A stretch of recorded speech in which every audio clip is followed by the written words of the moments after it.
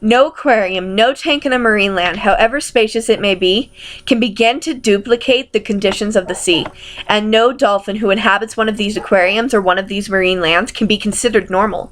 This quote is from Jacques Cousteau, who was one of the largest supporters of the famous dolphin rescuer Rick O'Barry.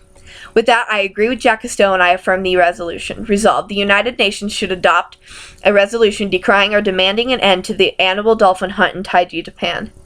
I have definitions if I need to clarify. Contention 1, extinction. Subpoint A, death rate.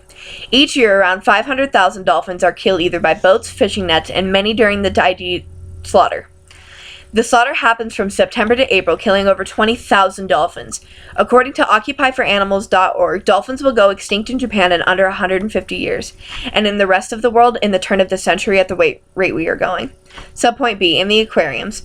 Not only is Taiji killing massive amounts of dolphins, they sell them to places like SeaWorld, where they die in a matter of years compared to the double amount they would live happily in the wild. These aquariums, dolphins and other marine animals live basically in cages. They swim in pools that are in no way big enough for them to live naturally.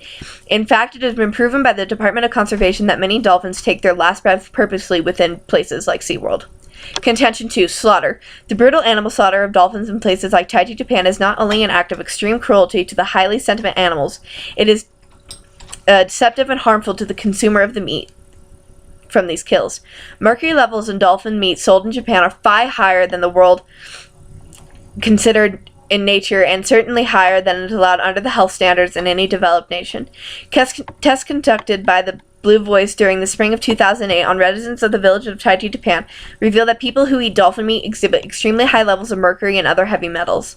The Japanese Health Ministry advised levels of mercury in humans to be 0.4 ppm, parts per million.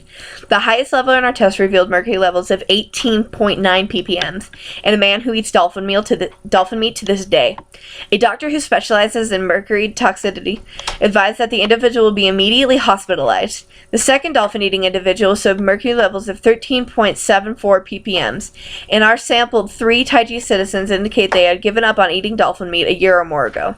They still had mercury levels that range 7.2 to 7.9 ppm. In some cases, the level of mercury is 1,600 times allowed quantities of meat for humans' consumption. The consumption of mercury in quantities that exist in whale and dolphin meat can impair immune response and cause neurological damage, leading to loss of coordination, vision, hearing, and can produce mental retardation in small children. Studies leading to these conclusions have been conducted both by the international teams of scientists and Japanese scientists. The leading scientist is Dr. Endo at the Health Services United of Hodoroko. Believes that conservations and pollutants delivered dolphin meat may be enough to cause accurate mercury poisoning, and that the product should be taken off the shelves immediately when discussing mercury contaminants in dolphins.